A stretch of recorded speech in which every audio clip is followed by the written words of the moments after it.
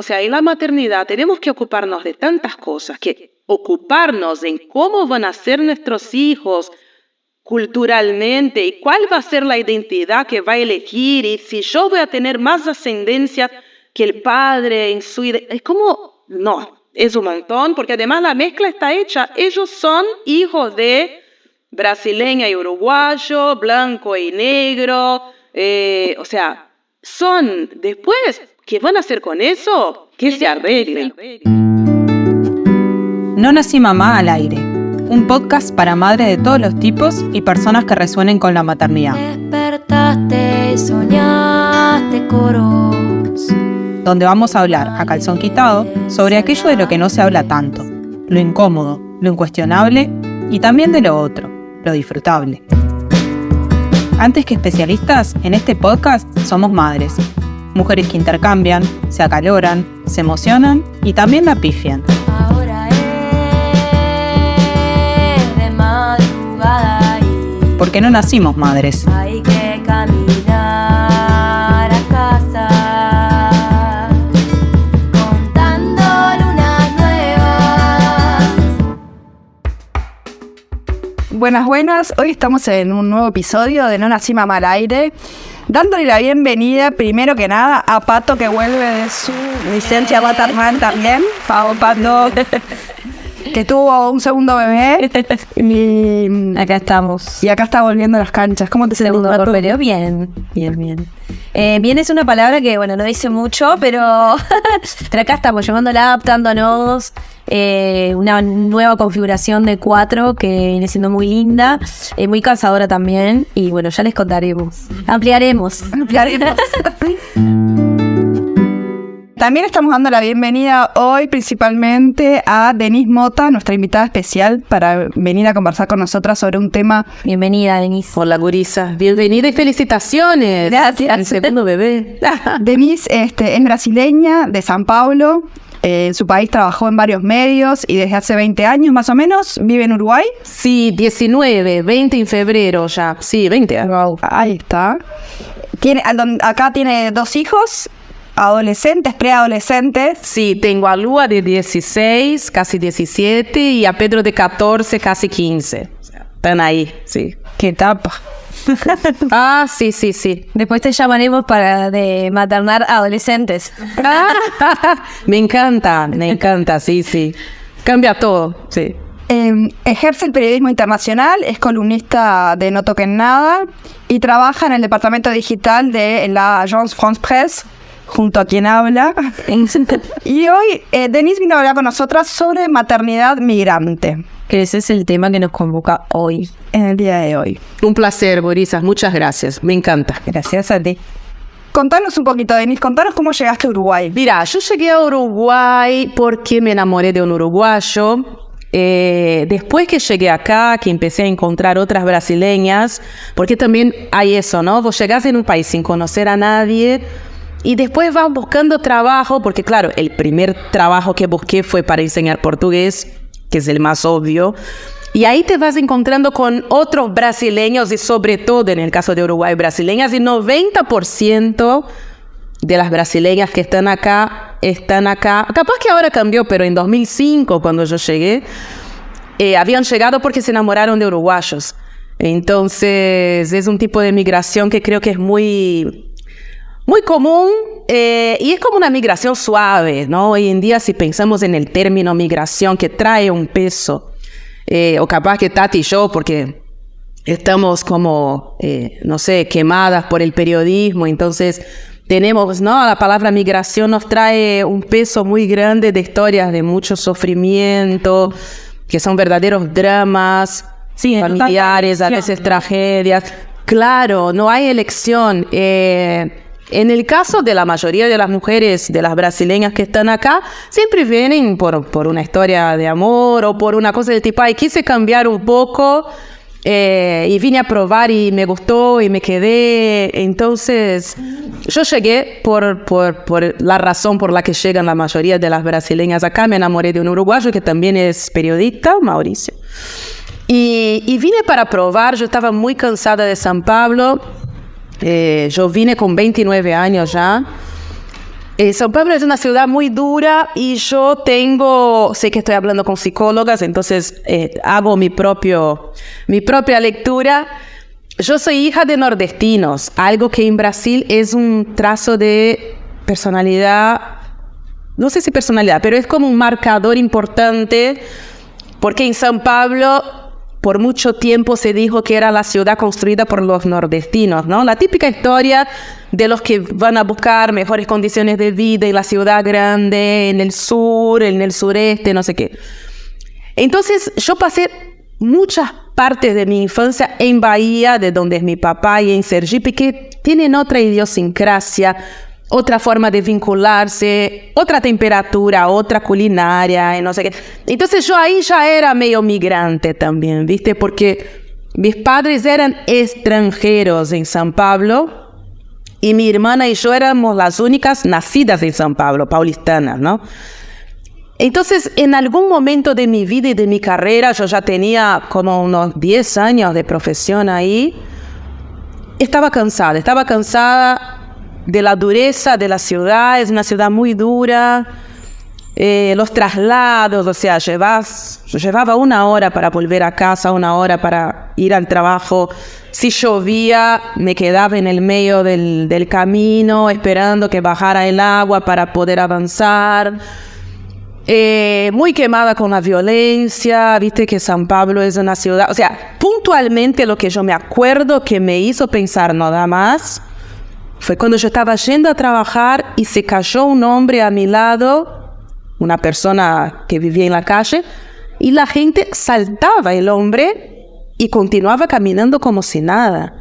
O sea, era tipo, algo acá está muy mal, la gente ya perdió totalmente la noción de María. Está bien, todo el mundo apurado, 8 de la mañana, todo el mundo queriendo llegar. Yo trabajaba en diario, o sea, más apurada que yo, y ahí era tipo, hasta acá llegué.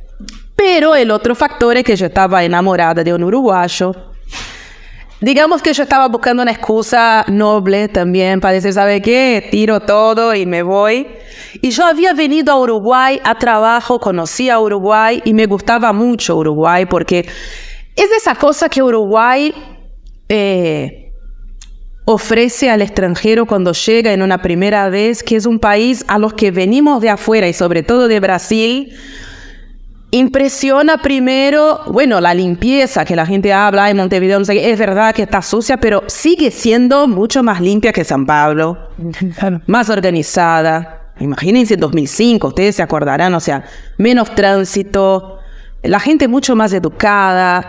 Entonces es como, quiero salir de esto. Mucho más chiquita, ¿no? Que eso también te permite como otras posibilidades. Eso, mejor calidad de vida. Yo lo que veía es que la gente salía para tomar una cerveza, no sé qué, y estaban en 20 minutos en los boliches. Era tipo, ¿cómo logran? Las mujeres caminaban de noche.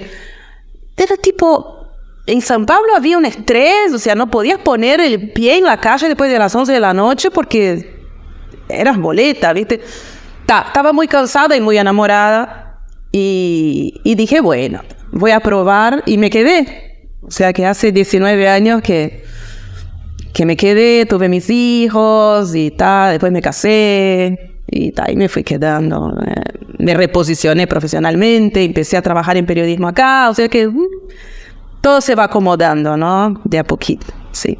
Hay 2 cosas que quiero remarcar de lo que acabas de decir, que me parece que está bueno. Es, primero que nada, la motivación por la cual vos viniste, que bueno, motivación por un lado del amor y por otro lado tratar de salir de una ciudad que en cuanto a, no sé si llamarle valores, te estaba chocando, ¿no? Como esta cosa de la deshumanización que te encontrabas en ese cuento que hiciste, en esa anécdota del hombre tirado en la calle.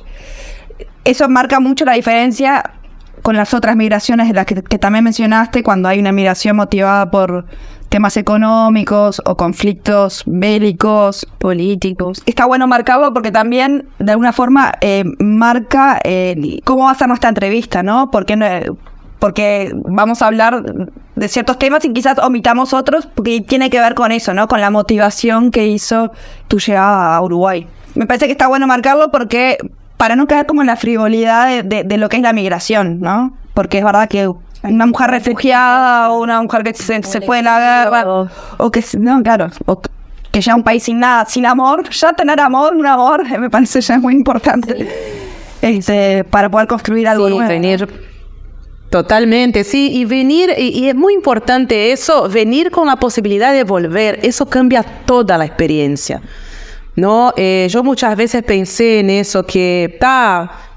funcionó la pareja, funcionó mi adaptación al país, pero no siempre funciona.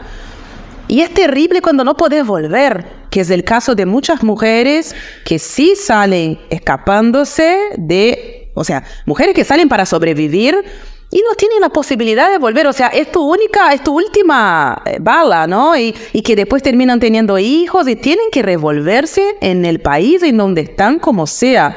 Yo también me gusta mucho remarcar eso porque aunque sí, yo sea una mujer migrante, y soy una mujer afromigrante que también trae es otra camada, ¿no? Vamos sumando camadas madre, o sea, mujer, madre, migrante, afro. Si bien acumulo esas 4 camadas, hay que poner en perspectiva todo que yo soy una mamá migrante, digamos, de una migración bastante tranquila, ¿no? Aunque sí tenga sus desafíos, obviamente, pero no es comparable a los desafíos de una mujer que sí viene sin nada, ¿no? Realmente tiene que empezar desde cero y a como dé lugar. Ahora que usted menciona esta particularidad en el uruguayo a la hora de recibir la migración, principalmente de Brasil en tu caso, ¿cómo viviste la gestación y el parto lejos de casa? Mira, bueno, ustedes ya deben haber dicho, pero cada gestación es diferente, ¿no? Son procesos como una vive totalmente diferente. Yo perdí un embarazo primero, importante decir eso, de 8 semanas, que siempre es una experiencia, creo que traumática, porque en general el primer embarazo viene con mucha ilusión y viene con poco preparo, que es un clásico, ¿no? Que nos pasa a las mujeres. Tenemos como una carga de imágenes, mandatos, estereotipos, pero al final, como no se solía hablar mucho de eso en términos reales, yo creo que después la experiencia nos termina ganando de mano porque quedamos mucho con la fantasía o con lo que nos hacen creer qué es lo que va a pasar y pasa otra cosa. Entonces, la pérdida del primer embarazo que fue lejos de casa, ya fue acá, fue rara porque mi hermana es ginecóloga y obstetra. Entonces, mis estudios estaban dando mal y yo, en total ingenuidad, mandé para mi hermana. Y mi hermana desde San Pablo se dio cuenta de que era un embarazo probablemente con óbito, ¿no? Y me pidió que fuera. Me dijo, no, acá tenemos todas las condiciones de hacer estudios más profundizados. Mentira. Yo en ese momento era solo yo, un pasaje, bueno, aprovecho, veo a mis padres y fui alegre y contenta, tipo, ay, mi hermana me va a ver, no sé qué. Claro, cuando llegué allá, ya estaba todo el procedimiento organizado. Ella esperó que yo llegara, al segundo o tercer día me dijo, mira, el bebé ya está muerto, no sé qué, fue tremendo, ¿no? Y les cuento todo eso porque creo que es el espacio en el que podemos hablar de todas estas cosas, porque uno no nace para vivir esa experiencia tampoco. No, nunca estamos preparadas. En esto que vos decías, ¿no? De todos los mandatos y todo lo que nos atraviesa, de lo que nos cuentan que puede llegar a ser la maternidad, aún así, contemos con toda la información que hay hoy en día, de repente, nunca estamos preparadas para vivir algo así.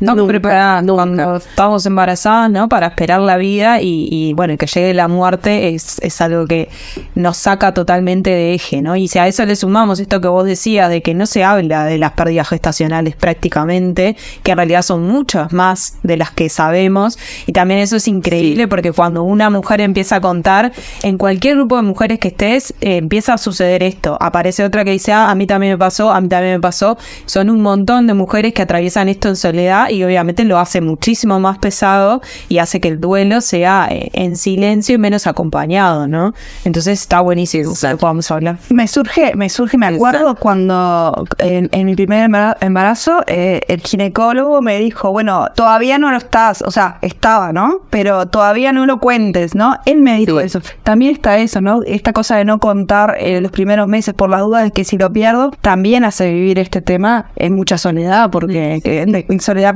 en la pareja, ¿no? Como que quedan, a veces no lo saben ni los padres ni un amigo, no lo sabe nadie, lo perdés, y tenés que... Sí, pues no te puede acompañar nadie porque nadie lo sabía. Como que no pasó nada. Claro. Como que es algo que como es frecuente, ¿no?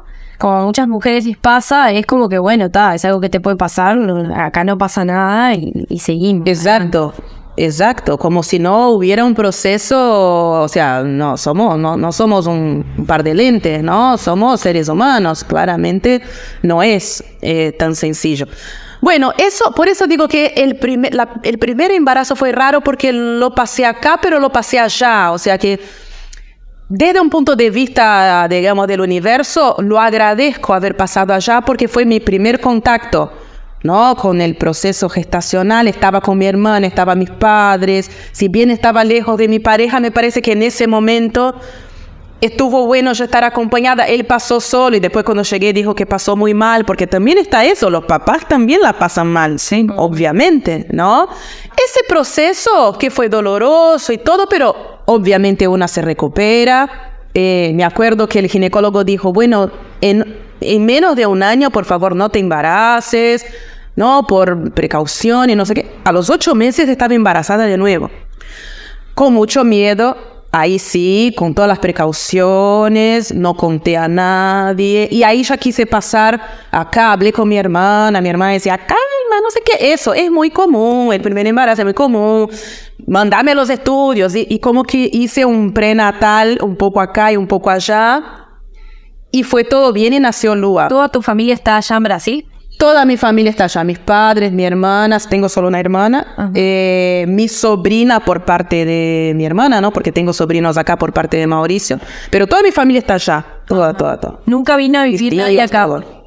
No, para vivir no. Ellos vienen tipo Navidad, fin de año, mi hermana es la que más viene, tipo Lua cumplió 15, ya vino, o ella tiene algunos días libres, ella viene porque tiene ya hija grande y es muy viajera, a mi hermana le encanta. Entonces ella viene, ella no tiene problema. Entonces el primer embarazo, después que pasaron los primeros 3 meses, ahí lo disfruté, me relajé mucho. Yo soy medio así de las energías, entonces meditaba, pasé divino, hablaba con el bebé en portugués para que se aclimatara con el idioma. No sabía si era neno o varón porque no se mostraba en las ecografías. Descubrí a los 8 meses. Ya tenía todo comprado, blanco, amarillo, naranja, porque no sabía. Porque también está eso también, ¿no? Porque mi mamá decía, ¿de qué color voy a tejer la mantita? No, blanco, yo qué sé. Hoy en día no es un tema. Claro. Sí.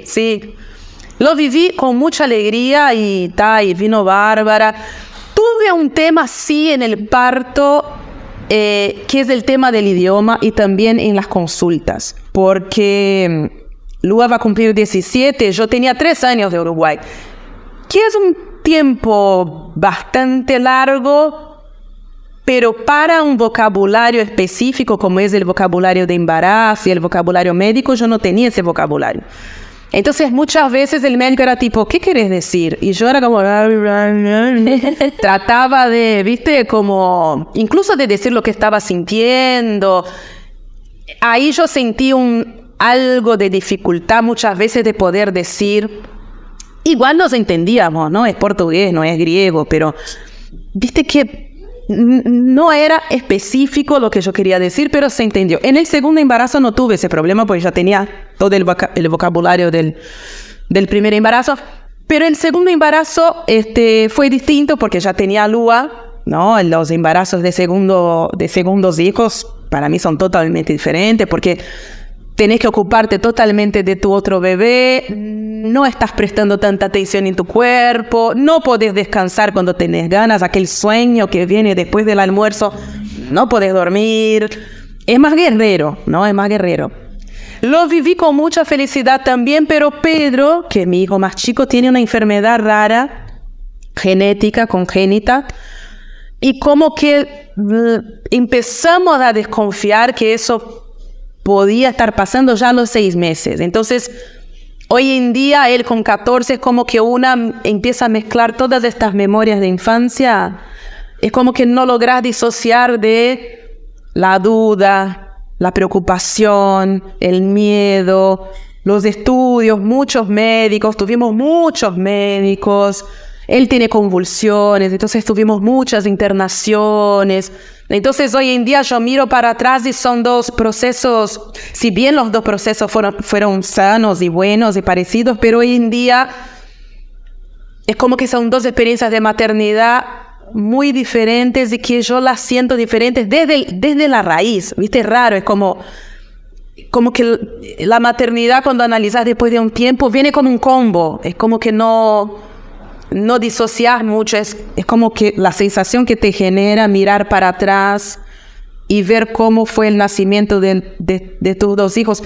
Pedro además tuvo un embarazo más complicado, es como que yo no rompí bolsa, entonces rompieron artificialmente. Entonces fue desde el vamos un proceso más como turbulento, ¿viste? Como que es interesante esas cosas a veces, como a veces vienen desde el arranque. Vienen diferentes, ¿viste? Cuando hay una onda diferente, hay algo que una como madre, incluso, no voy a decir que es una intuición, pero como que hay cosas en el aire que después hacen sentido, ¿no? Que son seres humanos diferentes, ¿no? Como todos nuestros hijos y tienen experiencias diferentes. Entonces son 2 experiencias muy distintas. Y hoy en día también, ¿no? De crianza y eso. ¿Cómo se manifiesta el choque cultural a la hora de criar? Un montón. Bueno, primero dentro de casa, ¿no? Yo estoy casada con un uruguayo. Bueno, el tema del idioma. Bueno, no sé ni por dónde empezar. No sé. El tema de la ropa cuando el bebé sale de la maternidad. No sé, viste que en Brasil hay toda una tradición de que no importa, o sea, en Brasil hace 40 grados, igual salen envueltos en una mantita de lana, porque es una cosa de tradición y porque hay un pánico a que el bebé tome frío, ¿no? Que tiene una razón científica, o sea, la neonatóloga nos llenó la cabeza diciendo que sí, que es primer contacto del bebé afuera para el mundo exterior, no podía pasar frío, pero Lua y Pedro salieron envueltos en lana y Mauricio hasta el día de hoy me hace chistes con eso. Dice, Denise, por favor, uno nació en diciembre y la otra nació en enero. Tremendo calor. O sea, tremendo calor y yo estaba que no le daba bola. Digo, acá mi bebé va a salir de lana y no sé qué. Después del tema de pelar, ¿no? Que es una cosa que en Brasil no se usa. Entonces acá era tipo, ¿cómo que vamos a rapar el pelo del bebé? Era tipo, ¡no! Y fue todo un estrés, porque Lua no la pelamos. Y después con Pedro, yo entendí la idiosincrasia y lo pelamos. Pero me acuerdo claramente que todos los parientes de Mauricio, las tías, sobre todo las tías más, ¿no? Más seniors, y no pelaron a esa niña y no sé qué. Y yo, no. Y el tipo, para mí era lo más natural del mundo y hoy en día me doy cuenta que era rarísimo. Porque además del pelo de bebé, es un pelo como raro, ¿no? Es un pelo feo, entre comillas, ¿no? Ahora no se pela tanto, vos decís que no. Yo no la pelé, amigo. Yo no pelé, pero los míos nacieron con un pelo de peluquería. No sé qué pasó. Porque viste que generalmente nacen como con lamparones, como que más pelo acá, menos. Claro. Ellos nacieron con unos pelos.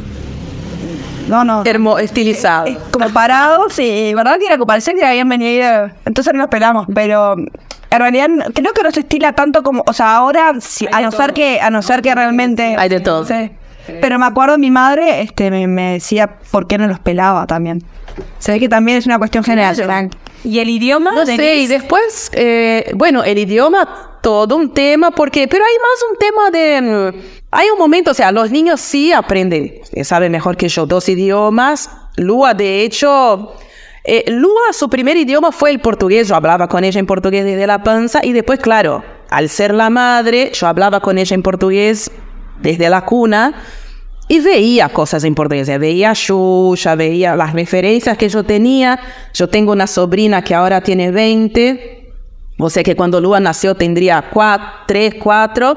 Entonces yo agarraba las referencias de lo que mi sobrina veía y ponía para Lua. Entonces Lua hasta el día de hoy se acuerda de todas las canciones, no sé qué, no sé qué. Pero al entrar al jardín empezó a ver como una cosa, porque ella hablaba términos que no existían, inventaba palabras, o sea, hablaba portuñol en realidad. Y después nació Pedro y ahí la fonoaudióloga nos dijo, no, tienen que elegir un idioma para hablar en la casa por él, no era por Lua, sino por Pedro con sus temas cognitivos, porque se le hacía mucha confusión. Entonces ahí elegimos el español, obviamente, porque es el lugar en donde vivimos y es el idioma en donde ellos se van a tener que desarrollar. Pero yo me acuerdo claramente que ese día que yo fui a esta mujer, a esta fonoaudióloga que me dijo eso, además estaba acompañada por una psicopedagoga y no sé qué. Pedro ya debía tener unos 2 años más o menos, ya sabíamos de sus problemas de desarrollo. O sea, me explicaron muy bien, pero yo me acuerdo que yo me quedé tan mal, yo llegué a casa tipo llorando, porque es cierto que el idioma es la patria un poco, ¿no? Entonces, vos ya estás afuera, o sea, vos ya abandonaste, ¿no? Tu país, tu cultura, tus amigos, tu vida, tu historia, y abandonar el idioma, que es el vínculo inmediato que y dejar de pasarlo a tus hijos, que es una herencia, ¿no? Un legado. Me acuerdo que me costó mucho, pero después yo fui retomando, porque Lua ya tenía ese aprendizaje, ¿no? Cuando nace Pedro, ella ya tenía casi 4 años, se llevan casi 2 años de diferencia. Y claro, hasta el día de hoy ella habla, y ella va a Brasil y a los 2 días está hablando. Es como una cosa que en ella es orgánica, siguió mirando cosas en portugués. Yo le daba muchos libritos, o sea, no sabía leer, pero le contaba cosas. O sea, es increíble cómo les queda ese primer contacto con el idioma, ¿no? Y ahora hace unos 10 días empezó a hacer Duolingo portugués, sin decirme nada, o sea, yo, todo bien, pero o sea que hay un apelo ahí afectivo, ¿no? Pero es un tema, el idioma es un tema. No, y me corrige, ¿no? Porque yo hablo portuñol y ella me dice, mamá, tal cosa. Ay, me muero. Se dice así, no se dice así. Sí, como decís, es una cuestión de una marca de identidad muy fuerte. Que, por ejemplo, yo soy hija de mamá migrante. Y claro, y eso te iba a decir. Y a mí ella me trae, bueno, yo fui a aprender francés, todo por ella, por la escuela también, pero hoy en día que yo no le estoy pasando el francés a mi hijo como me lo pasaron a mí, para mí yo lo siento como un debe que me queda, porque es parte de mi vida. Y me suena raro que mis hijos no lo hablen de la misma forma y no sientan esa empatía por la idiosincrasia, en este caso francesa, por el conocimiento, ¿no? Pueden aprender francés mañana, pero nunca, no igual, entonces para mí es una falta eso. Claro. Pero estás en tiempo, Tati, o sea, es el momento. No, pero es verdad. Yo, por ejemplo, yo a Manu siempre le mostré dibujitos en francés de chico y todo. Después un día se dio cuenta y pidió no más francés, quería en español, obviamente. Y en español latinoamericano, claro. No le pongas el español, otro español. Claro. Pero igual, lo que yo noto es que cuando mi madre, por ejemplo, le habla o él escucha algo, o cuando repite una palabra, ella lo hace bien. Como que ya le quedó. Exacto. Es una cosa muy impresionante. Sí. Es muy impresionante. Sí, Lua habla sin acento. Nunca fue a una escuela de portugués, entonces... A la hora de ir a aprender ellos, su cerebro ya está como chipeado. ¿no? Sí. Para aprender va a ser más fácil. Yo pienso eso, me aferro a eso y ta. Sí. Pero me pasa también que siendo pareja de un papá migrante que habla español, También. pero los chiquilines hay algunas cositas que la dicen en chileno, ¿no? Claro. Que donde se crió el papá. Entonces, ellos dicen tina, por ejemplo, no dicen la bañera, dicen tina. Vamos a bañarnos en la tinita, que allá le dicen tina, acá le decimos bañera. Esas pequeñas cosas que cuando yo noto que ellos las traen a casa, lo remarco y le digo, mira cómo están diciendo así, ¿no? Como... Y le pregunto a Álvaro, ¿cómo vos aún te imaginás cómo hablarían ellos si viviéramos en Chile, por ejemplo? Y él me dice, sí, a veces lo pienso. Digo, porque son preguntas que yo me haría, ¿no? Porque claro, son parte de su identidad. Pero ya que estamos en este tema, hablando de esto, una cosa que a mí me surgía preguntar es porque también hay casos de madres migrantes que evitan traerles esa identidad que ellas ya dejaron de lado de alguna forma, Claro. ¿no? Claro. Para evitar esa dualidad, para que los hijos tengan sus raíces, para que no sientan de alguna forma lo que ellas sienten, como, ¿no? Claro. Como una cosa más para protegerlos, de protección. Sin embargo, después esos gurises de repente buscan esa identidad, ¿no? Sientan esa ausencia. Como le pasa a Lua, bueno, en este caso, Lo de Duolingo me hizo pensar claro, a me eso. hizo pensar en eso. Más allá de que vos no es de que la dejes por fuera esa identidad, pero bueno, hay un interés de ella en ir un poquito más allá. No, pero por algo. Bueno, y vos Lua tuvo que dejar de hablar el portugués en casa de esa forma, quizás que te hubiese gustado o que venías como entrenándola y ella Claro. en su adolescencia vuelve a eso. Está bueno pensar. Sí, Lua tuvo una etapa de rechazar el portugués que también lo pasé en silencio, entendiendo su proceso de individualización, eso que decía Tati, porque también está eso. Yo creo, allá a esa altura de la vida, yo puedo decir que soy mamá casi grande, ¿no? Voy a cumplir 49 años. Uno a lo largo de ese proceso va entendiendo también que... Porque claro, cuando son chiquitos hay una fantasía, ¿no? No, mi hijo va a ser jugador de fútbol o mi hija va a ser, no sé, la mezzo soprano, no sé de qué. Y en el caso de nosotros, que mi marido es uruguayo, yo soy brasileña, yo siempre fantaseaba con que no, vamos a volver a Brasil y Lua va a ser y tal cosa y Pedro, porque no sé qué. Y después a lo largo de la vida también te va llevando a que tu hijo va a hacer lo que quiera y lo que pueda hacer de la manera que quiera hacer. Y yo creo que esa es una gran ventaja que tenemos nosotras y una suerte de ser mamás hoy en día, en 2024, que ya no tenemos, hay miles de mandatos, pero antes eran 5.000 mandatos. Capaz que ahora solo tenemos 4.500, digamos, ¿no? Incluso en términos de sexualidad, o sea... Hoy en día con Lua, por ejemplo, que tiene casi 17 años, yo le digo, y cierro la idea porque vamos a llegar al punto. O sea, no me importa si vas a tener novia, novio, novia, si ya tenés, si no tenés, si estás gorda, si estás flaca, o sea, y con la cultura es lo mismo. O sea, si vos te sentís más identificada con Uruguay, que se siente mucho más identificada con Uruguay, está perfecto. En el momento en que ella rechazó el portugués, que no quería hablar portugués porque le daba vergüenza y me decía eso, y yo decía, ¿cómo que te da vergüenza? No sé qué. Y me sentía como un poco, está todo bien. Y ahora veo que las cosas realmente vuelven, ¿no? Hay un proceso de madurez que debe llevar su tiempo y capaz que mañana ella vuelve a rechazar el portugués, ¿no? Está en esa identidad que se está formando y una se relaja también porque, o sea, en la maternidad tenemos que ocuparnos de tantas cosas, que ocuparnos en cómo van a ser nuestros hijos culturalmente y cuál va a ser la identidad que va a elegir y si yo voy a tener más ascendencia que el padre en su identidad. Es como, no, es un montón, porque además la mezcla está hecha. Ellos son hijos de brasileña y uruguayo, blanco y negro, o sea, son después, ¿qué van a hacer con eso? Que se arregle. Y justamente ahora, relativo a esto, ¿qué diferencias crees que existen entre maternar acá y maternar en Brasil. No, capaz Mira. por tu experiencia, porque vos maternás acá, pero por lo que conoces, por tu propia experiencia como hija, Claro. por la experiencia de tu hermana, de tu mamá. Sí. Bueno, un punto fundamental es estar lejos de mi madre, ¿no? Yo creo que maternar con madre cerca debe ser algo totalmente diferente. No sé, ustedes me dirán porque no tuve esa experiencia.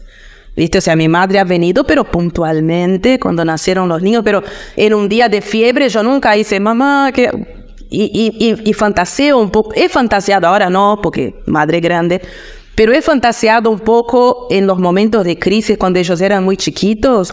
Yo decía, ay, cómo quisiera que estuviera mi mamá, así para dejarnos un rato ir al cine, ¿viste? Tipo, que es una fantasía también, porque muchas personas que tienen la madre cerca no han hecho por otras razones. Es una fantasía, una idealización, y muchas mujeres no tienen tampoco sus madres, o sea, pero yo he fantaseado mucho en eso y he extrañado mucho su presencia en momentos cruciales, porque necesitas la experiencia de una mamá más grande, ¿no? Y ahí tuve mucho a mi suegra, que nos llevábamos divino, ella ya es fallecida. Me hizo ese rol de preguntar, chico, ¿cómo te parece que yo hago tal cosa? Tipo, no me quiere tomar la teta, ¿viste? Cosas bien básicas y que tenés que tener confianza en alguna figura femenina que haya pasado por la experiencia. Desde eso hasta cosas del tipo, me siento re fea, o sea, ¿viste? Yo creo que la maternidad tiene mucho eso de una confianza profunda, o sea, vos tenés que poder confiar profundamente en alguien y poder volcar estas cosas del tipo, hasta estoy podrida de los bebés, o sea, no aguanto más, ¿entendés? Y sentir que no te van a juzgar. Con mi hermana hice mucho eso también, pero a distancia, ¿no? WhatsApp de por medio, no es lo mismo que tener una persona cerca. Entonces, primero eso es una gran diferencia. No solo en cuanto a lo logístico de dejar al bebé, que es verdad que con la madre creo que hay como una cosa de que aunque tengas 1000 diferencias, vos ahí te sentís segura, ¿no? Como que te dejás ahí, no en todos los casos, ¿no? Pero en este caso que estás planteando, vos ahí te sentirías segura, ¿no? De dejarlo. Claro. Pero no solo en la cuestión logística, sino en la parte de apoyo emocional, ¿no? Sobre todo en eso, pero por suerte, yo siempre digo eso muchas veces, que en Uruguay tengo muchos amigos, tengo muchas amigas, y ahí veo una diferencia entre Brasil y Uruguay. Yo creo que las mujeres uruguayas hicieron un proceso más profundo de liberación de un montón de cosas. Brasil es una sociedad más conservadora, ¿no? Aunque no parezca, porque todo el mundo tiene la imagen de las vedettes bailando en bikini, río, locura, caipirinha, no sé qué. No, en el día a día es una sociedad conservadora. Es una sociedad en el que el deber ser sigue siendo muy fuerte.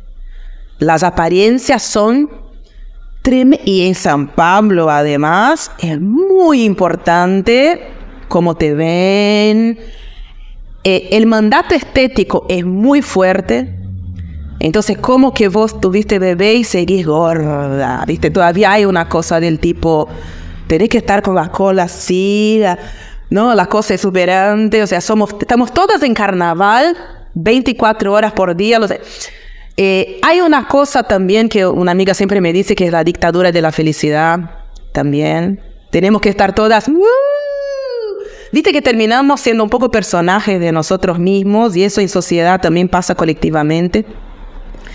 Y yo creo que Uruguay, dentro de todo el gris, como ustedes dicen, y que yo discrepo, pero ese gris tiene una cosa que es mucho más de tranquilidad, como tipo, mira, hay procesos que sí son duros, hay cosas que sí hay que llevar, y creo que las mujeres uruguayas han hecho, o capaz que son las mujeres de mi círculo, que he conocido acá, que son mucho más conscientes, ¿viste? Que, o sea, yo tengo amigas que cuando yo estaba en el puerperio me dijeron, no, deja el bebé con el padre y vamos a tomar un helado.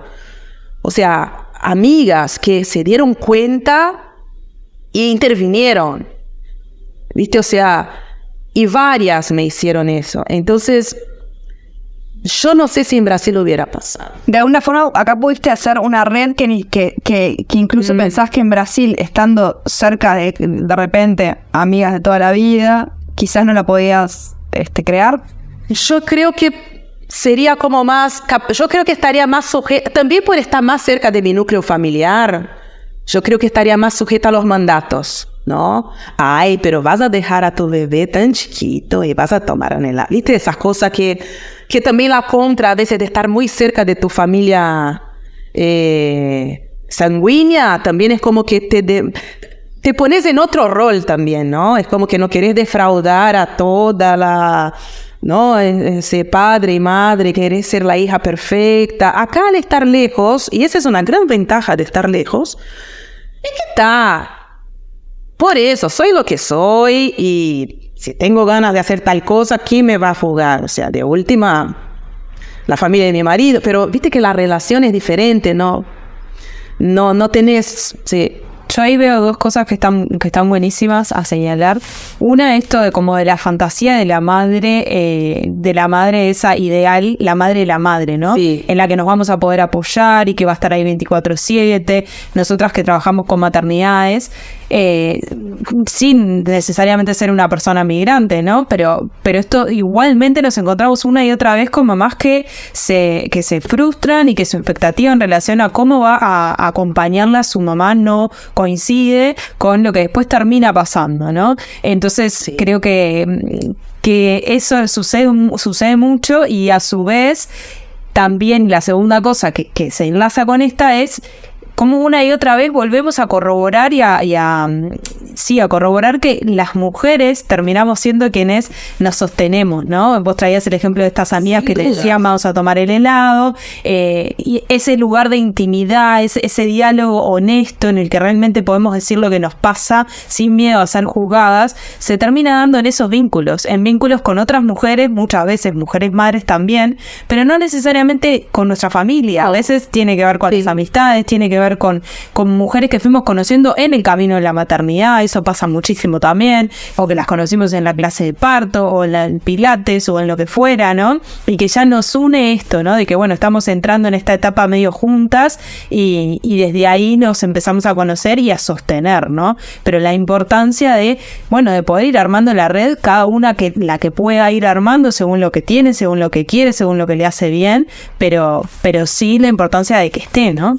Sí, y la importancia de hablar también. Yo ayer hablaba con una amiga sobre otra cosa, incluso no era maternidad, incluso una amiga que no tiene ni tiene hijos, pero la importancia, qué importante es poder hablar, que es una cosa que una aprende también con los años, ¿no? Que decíamos al inicio de esa conversación, cómo nos han acostumbrado a pasar por cosas enormes en silencio, o sea, cosas gigantescas. Nos han dicho que habría que pasarlas en silencio y todo cambia cuando puedes hablar. O sea, ¿cómo te alivia y te cambia la experiencia poder tener una amiga y poder decir, ¿sabes qué? Cualquier cosa, tipo, incluso estoy embarazada y no tenía ganas de estar embarazada. ¿Viste? Cosas que nos pasan a todos, o el miedo de decir, podré dar cuenta, ¿no? Y no estar siempre en esa actitud de tipo, ay, sí, yo las sé todas, porque total, estoy buenísima, mira qué feliz que estoy. Y no, a veces estás sin dormir, estás desesperada, se te va un trabajo, querés invertir en tu carrera, hay miles de momentos, ¿no? Y cómo cambia todo cuando podés hablar. Entonces hablar, mira, yo tengo una amiga que se llama Denise también, y que tuvo recién su segundo bebé también, así que está en la misma que vos, y hablamos tanto durante ese embarazo, tanto, es más jovencita, creo que debe tener 33 ahora, hablamos tanto, y yo le decía, Dede, tal cosa, Dede, tal, porque yo la veía, que también es una cosa interesante de ver, cuando vos ves mujeres más jóvenes, embarazadas, detectás varios reflejos de lo que vos hiciste y vas viendo que a veces se encaminan para las mismas trampas que, viste, como que realmente, tipo, la cosa de puedo hacer todo. Entonces esa mi amiga estaba embarazada del segundo bebé, no había parado de trabajar, así, a punto de tenerlo, y era tipo, no, amiga, porque estoy linda, porque no sé qué, y era tipo, bebé, calma, o sea, respira, come, duerme, o sea, que es también la cosa, ¿no?, que nos enseñan de que tenemos que estar siempre, tenemos que rendir todo, ¿no?, poder con todo, y era como, increíble. Y había días que ella me decía, no, porque, bueno, además las hormonas, a mí, todo lo que implica, ¿no? La pareja con las hormonas, me ha pasado también, o sea, esas peleas históricas de cuando una está embarazada, porque además empieza a sentir que el tipo tiene la culpa, porque mira cómo estoy, y vos estás tomando cerveza y no sé qué. Que también pasa, ese odio. Claro. Entra. La envidia. La envidia. No, yo lo que digo, Pero podría hablarlo. que va en esta línea, para mí, yo siempre digo que para mí la maternidad, más allá de todo el apoyo que puedas tener, es algo que no dejas de vivir en soledad, hay una cuestión de soledad ahí. Entonces todas las redes son sumamente importantes, y hablarlo, como vos decís, con amigas en la par, y también poder escuchar que a otras mujeres pasaron por lo mismo. Entonces que no estás sola en el mundo, ¿no? Porque en ese momento una piensa, soy mala porque pienso esto, porque me arrepentí, porque al final no quería, porque no me imaginaba que era así, porque me viene este odio por la envidia. Bueno, esa es la idea de este podcast, ¿no? Justamente poder como traer relatos reales de personas reales, y que no es una ni dos, sino que somos un montón, y que eso de alguna manera también impacte en quienes lo escuchan para sentirse menos solas, menos raras, menos inadecuadas, que son de las cosas que nosotras en consulta nos seguimos encontrando hasta el día de hoy un montón. Esto de culparnos, ¿no? Cuando algo no sale bien, como todo lo que nos muestran tiene un color más rosa, ¿no? Y si a mí me pasa otra cosa, entonces la que estoy fallada soy yo. A medida que los relatos de varios colores, ¿no?, y de malestares y de otras experiencias empiecen a circular, bueno, vamos a estar menos como lineadas a que tiene que ser de una sola manera, y que si no es de esa manera, entonces hay algo malo en mí. Claro, no, y ni que hablar, pero ese para otro capítulo, y de las mamás, que decir las mamás raras, ¿no? Las mamás con niños que tienen enfermedades raras. Bueno, ahí otro capítulo, porque es eso que vos decís, porque ¿qué pasó? Yo me cansé de escuchar, pero realmente para otra charla, pero me cansé de escuchar tipo, ¿qué hiciste de mal? Yo qué sé, o sea, ¿viste? O sea, hasta desarmar, tenemos ya suficiente vocecita interna, supongo que debe haber pasado a vos de, no sé, de repente de preguntarte por qué a mí, o por qué pasó esto. Exacto. Como para que todavía, además de toda esa carga, todo ese trabajo personal que tuviste que hacer para desarmar toda esa cuestión, todo lo fuera, ¿no? Como interpelándote en algo, como que si vos tuvieras las responsabilidades, o sea, claro, es un montón. Que la gente se siente como en el derecho de tener que opinar o decir algo en cuanto a eso, ¿no? A veces es... Y además recae sobre la madre. Como vos contás la culpable, algo hay que decir. Al padre no le preguntan qué hiciste o qué no hiciste. No. Todas nosotras. Otra cosa que quería también mencionar, que cuando me puse a pensar en este tema, pensaba en eso, ¿no? Como que ya de por sí la maternidad, con todas el proceso complejo que lleva, ¿no? Ser madre, cuando se suma además la migración, que es otro proceso complejo con todas sus adversidades, claro. Aunque sea por opción y aunque sea que estés feliz, ¿no? Digo, tiene todas estas cosas. Estás lejos de tu país, estás lejos de tus orígenes, de tu idiosincrasia. Sí. Y en los momentos más crueles, eso supongo que es cuando aflora, ¿no? Eso pesa. Y hay un tema no menor, que el estar afuera casi siempre determina el futuro de tus hijos. O sea, cambiaste totalmente el eje de tu historia. Ya está. O sea, una vez que ya tuviste hijos fuera del país, en mi caso que ya tienen 16 años, o sea, es muy difícil que ellos opten por volver, o sea, es como que hay un desvío, ¿no? Geográfico, natural. Es como que vos fuiste por otra rama, o sea, había una familia acá y esa ramita se fue por otro lado. También en determinado momento yo lo he pensado, sobre todo en términos de mis padres, que ya están grandes, tengo un padre con 83 años. Entonces ya es como tipo, tampoco mis hijos van a acompañar. O sea, ¿te planteaste vos volver a Brasil? Me he planteado cada vez menos. Viste que cuanto más tiempo pasás en un país, menos extrañás. No sé porque no tengo esa experiencia. Sí, es como que vas creando tantas más raíces acá y toda una estructura. Yo qué sé, Pedro, por ejemplo, que necesita cuidados especiales.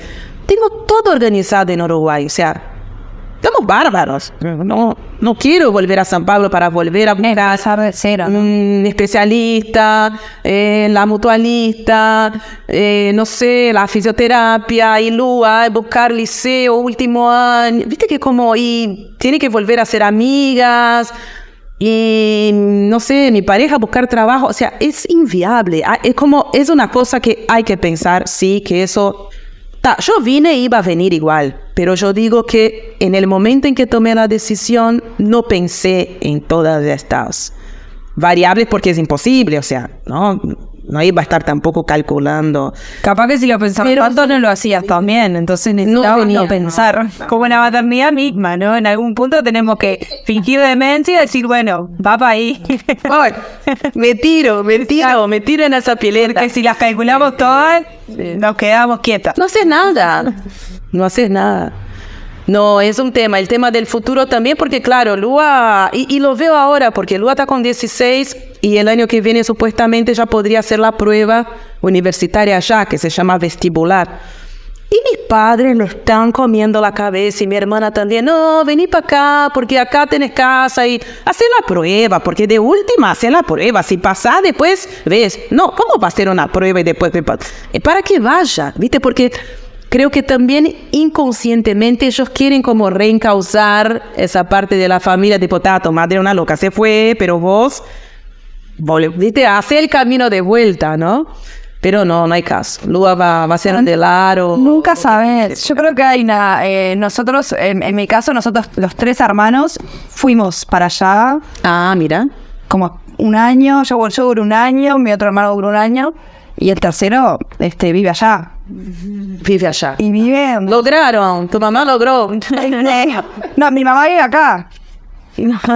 Se entregaron todo ahí. Él volvió. Entregaron todo. Él se fue. Claro, volvió. ¿Viste lo que dije, no? Sí. Dije, él volvió de un lugar que en realidad nunca se fue. ¿Cómo que? Pero en su cabeza... porque los hijos de migrantes, para mí, las crecemos así, como añorando un país que en realidad, del cual no son, en realidad no estuviste, pero siempre estás pensando que vamos a volver. Pero yo claro. Estoy acá. ¿A dónde voy a volver? Claro. ¿No? Claro.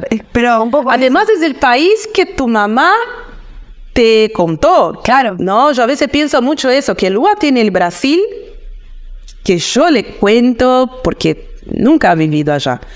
¿No? Y que ha cambiado, por ejemplo, imaginario. Que mi mamá me dice, no, porque en Francia tal cosa, y yo le digo, no, mamá, pero yo fui y ya no es más así. Eso hace casi 40 años, ¿viste?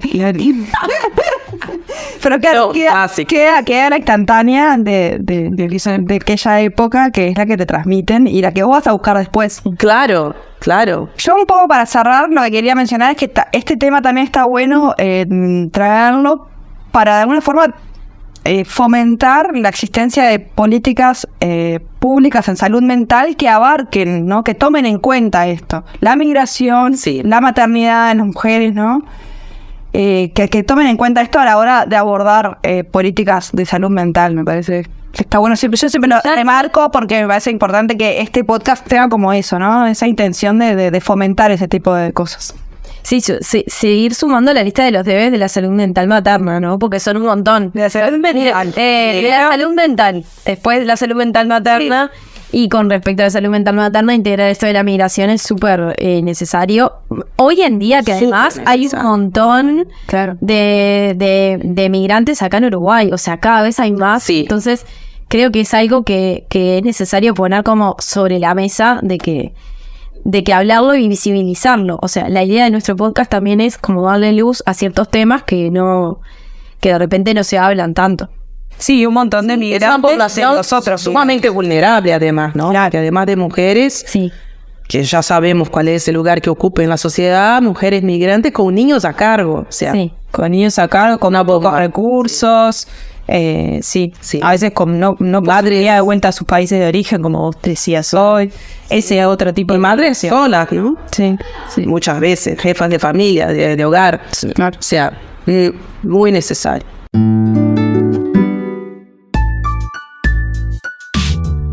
Bueno, Denise, te queremos agradecer en primer lugar por coparte con este espacio y por este momento que nos dedicaste, todo este rato que nos dedicaste. Capaz que no sé si querés compartir algo final, algún saludo final, algún mensaje. No, quisiera mucho agradecer a ustedes por esa oportunidad, agradecer por ese trabajo, porque también digo siempre a mis amiguitas jóvenes, mamás jóvenes, que el tener espacios como estos ayuda a que todo sea más llevadero. Porque es como decía Tati, la maternidad es un proceso solitario, cada una lo vive a su manera, pero lo importante creo no es que si es fácil, si es difícil, todas sabemos ¿no? Como dice en Brasil, donde nuestro callo aprieta, pero que sea más llevadero. Eso de sentirnos acompañadas es muy importante, o sea, que haya ese espacio para que las mujeres nos podamos escuchar en nuestras varias diferencias de situaciones, así que un trabajo fabuloso. Y no sé, para las madres yo lo que diría es tratar de hablar siempre, o sea, nada de lo que nos pasa es raro o es anormal o está mal, ¿no? Somos seres humanos, no somos un vaso, no somos máquinas. Y hay una frase que me gusta mucho, que me ayudó mucho en su momento, que es esa cosa que dice que una es suficiente, o sea, vos sos suficiente, no tenés que hacer más, porque siempre estamos buscando ser más o dar satisfacciones o no, esa cosa de mostrar y mostrar como si estuviéramos siempre a prueba eternamente, y cuando nace un hijo peor, es como que tenemos que siempre rendir, ¿no? Estamos siempre dando satisfacciones a todo el mundo todo el tiempo, y no, una es suficiente, y tratar de tener esa tranquilidad para seguir adelante, porque después de última, la que tiene que crear somos nosotras, así que... Qué linda frase, me encantó. Toma arriba, gracias. Sí. Bueno, gracias. Vos sos suficiente, sí, es un gran mantra, es un gran mantra. Nos despedimos y agradecemos a nuestro sonidista, Alejandro Correa, a las madres que siempre nos apoyan con sus testimonios, a las chicas de Animales de Poder que nos brindan su música para nuestra cortina del podcast. Y bueno, nos encuentran en las redes como @nonacimamá y @nonacimamá al aire en Instagram y en Spotify, nonacimamá al aire. Nos vemos en el próximo episodio. Gracias por estar ahí.